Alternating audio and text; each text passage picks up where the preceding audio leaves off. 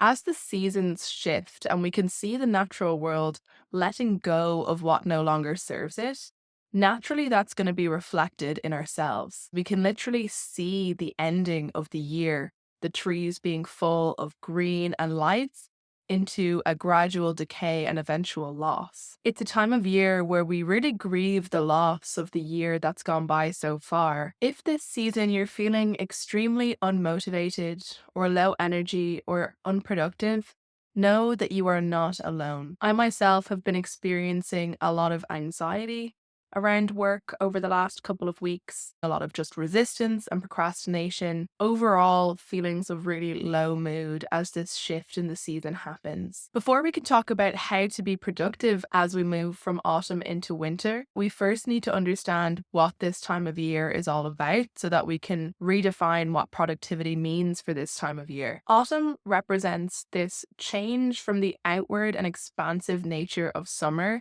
into the more introspective and inward nature of winter. It's important with productivity to remember it's all about making the best out of the time that we're in. I think when we're trying to push against the natural tendencies of this time of year by trying to do too many things, we often end up either burnt out with fatigue or we end up quite sick. In Eastern philosophy, this time of year is also associated with the metal element. Metal represents structure, organization, and boundaries. And as nature enters a phase of letting go, this is mirrored in our own processes of refinement, reflection, and transformation. It's also associated with two organs in the body, one being the lungs and the other being the intestines. Again, both of which are associated with the idea of loss or letting go of things that we don't need. One of the themes for being productive in autumn, winter is to embrace the seasonal shift, to connect to nature and embrace the natural world's signals. The kinds of routines that we will have followed at different stages in the year aren't going to make sense for how we're currently feeling.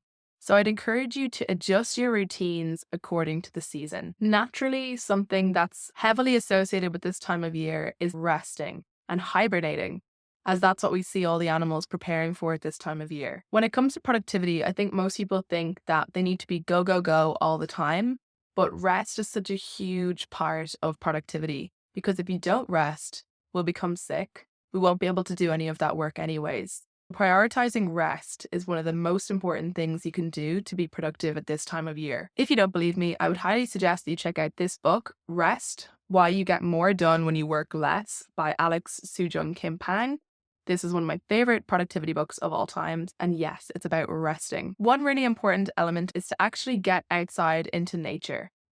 The ideal time to do that will be in the morning because this will allow your energy levels to regulate to the daytime. Even if it's just for 10 minutes, this can have a huge impact on your energy levels and your mood throughout the day. Make sure that you're also nourishing your body in terms of the food you eat at this time of year.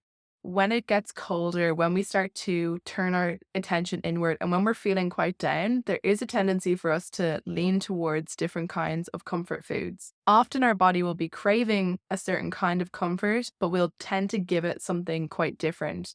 For example, things that are high in sugar or quite processed foods.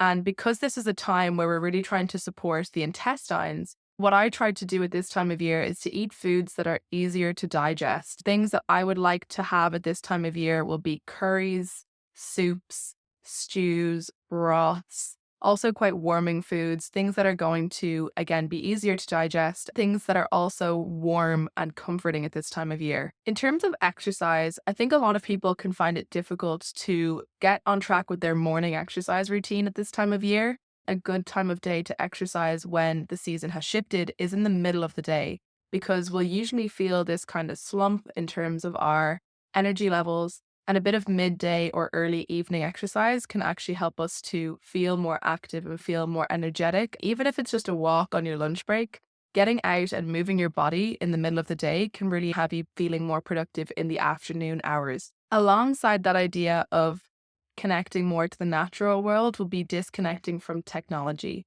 I know that it's really hard this time of year. When it's dark, we just kind of cling to our phones. but I would really encourage you to try and limit the amount of time that you spend on technology, even consuming content like this counts. Try and see if you can spend that time doing activities that will be more nourishing for your soul. That could be doing fun activities like hobbies or reading a book or just spending some time with your own thoughts. I know, crazy, but it's quite beneficial for us. Finally, practicing some breath work can be really useful at this time of year. Not only does it allow us to connect to that idea of letting go, but also it's really good for supporting our lungs as we're reaching deeper parts of our lungs that we don't tend to actually reach day to day. It also can give us natural energy, especially when we're practicing different forms of breathing exercises in the morning time. Another theme for being productive at this time of year is to embrace the feeling of letting go. As I mentioned, this time of year tends to be filled with this sense of grief and loss, and this whole idea of letting go, since the earth around us is doing the same thing, getting back to its clean slate before starting afresh. And we can do the same thing at this time of year in numerous ways. These ideas are more connected to personal productivity. One practice that can help you be more productive at this time of the year is to reflect and journal. It's something that I can't talk about enough. If we're not reflecting on our current life, it's going to be impossible to make any kind of change. This is the ideal time of year to be looking back at the year, figuring out what things went well, what things didn't go so well, what are things that I want to carry with me forward into this new year, and what things am I ready to let go of. In line with that is the kind of goals that we set at this time of year. It's useful to align those with the season of letting go and figuring out what we no longer want to bring with us into the new year. So, for example, the goals that I've set are letting go of my research responsibilities, organizing my finances, outsourcing some of my own work, and then finally auditioning for drama schools. A lot of these are connected to this particular time of year and about the idea of letting go of what's been in the past, cleaning up our boundaries and cleaning up our processes, and then also looking forward. The other idea around goal setting is that you can start your year again at this time of year. Just because we're coming to the end of the year doesn't mean that you have to wait until the new year to start anything new or to let go of anything old. I think you should be careful with the kind of goals that you set at this time of year and definitely treat yourself with some grace and allow yourself to be tired at this time of year. Allow yourself to not make as much progress as you might in other times of the year because it is a different season. But just bear in mind that the new year is completely arbitrary to a degree. So think about what it is that you'd like to work on for this next couple of weeks as we lead into our last maybe 11, 12 weeks of the year at this point, and see what it is that you want to work on. But do approach yourself with some kindness as well. One thing I think that can be really useful in line with that idea of letting go is sorting out your finances at this time of year. It's usually the time of year when we come to the end of the tax deadline. So usually you'll have to sort out your finances at this time of year anyways. At least in Ireland, that's what we have to do. It's a good time to reflect on how we've been spending our money and how we'd like to spend our money going forward. There will be a lot of general annual expenses that you need to consider, thinking ahead to next year and how you want to organize your finances for the new year. Another productive activity that's linked to the idea of letting go is decluttering.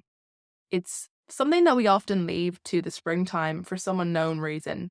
But this is the time of year that we have that real feeling of wanting to let go. So why not apply that to this period as we lead towards winter so that you can start with a completely fresh slate? I wouldn't do this all in one go. Take it slow, possibly following the Marie Kondo method, which would be going through clothes, then books, paper, miscellaneous, and then sentimental items. Not necessarily in that order, but grouping those under those categories. For example, take the desk today, take the toiletries another day, clean out the clutter in the kitchen another day, and so on and so forth.